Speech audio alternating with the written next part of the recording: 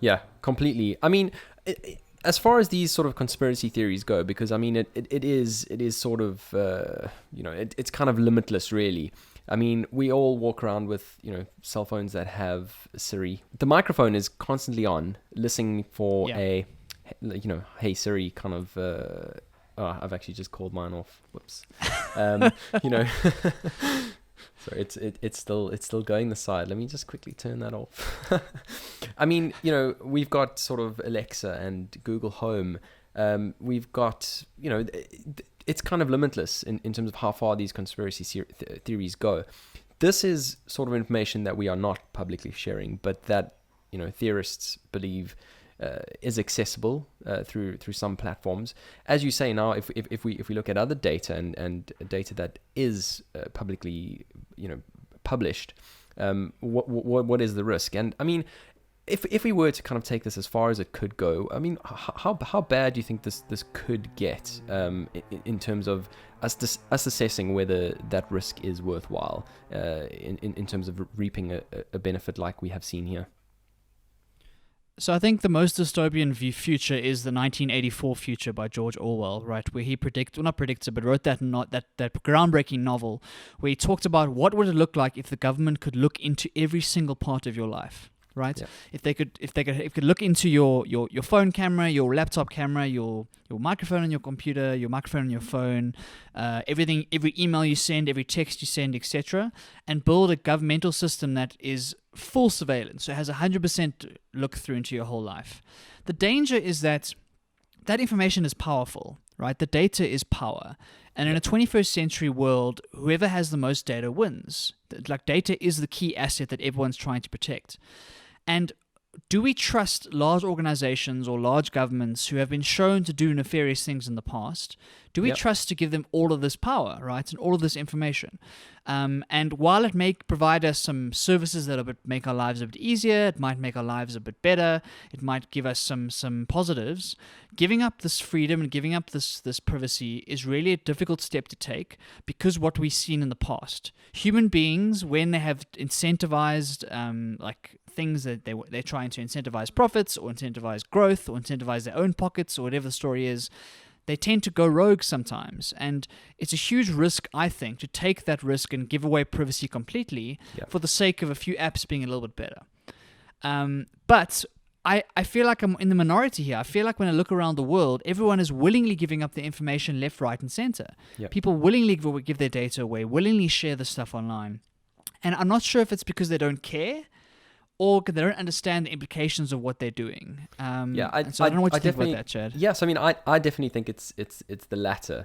I mean, if you look at myself, I kind of probably am in that bucket that you just mentioned. As I said, I've got a smart home assistant in the house. I have, a Dropbox account, a OneDrive account, you name it. And, kind of, even if you take something as simple as Google Photos. Now, I'm not sure if you've ever used it or not, but it does bring an incredible amount of convenience. But the sort of other side of that is Google has access to my emails. They have access to my photos, which has, facial recognition. It actually has that software in it. It is able to recognize, for example, if I search trees, it will show me every single photo that I have, that has trees. It has, location data there.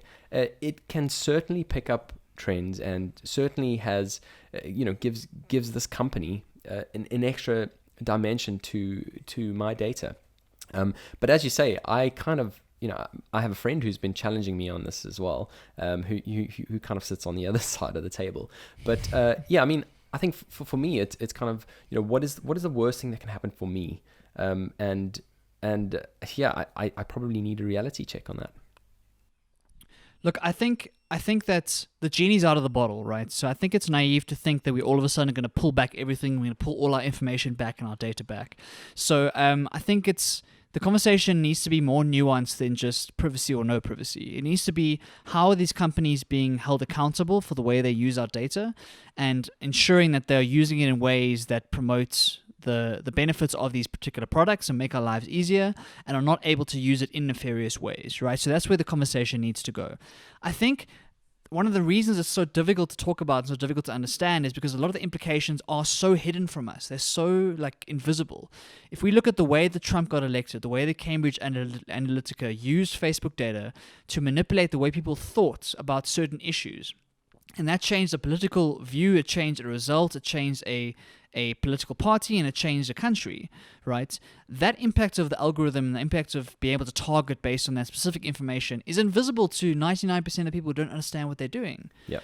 And so how do we have an intelligent conversation when these impacts are so hidden and they're so baked into the AI itself, based into the algorithms that we use every single day?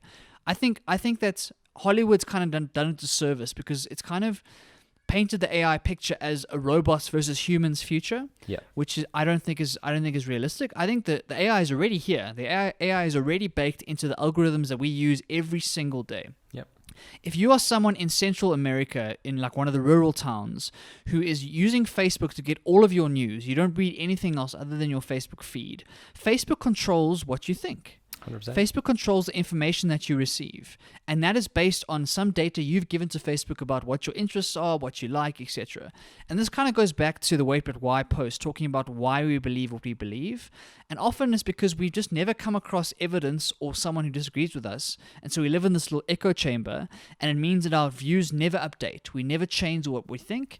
And how can we ever get to some sort of truth or some sort of like wisdom if you're never going to challenge what you think from now, or from when you were 20, or from when you were 18.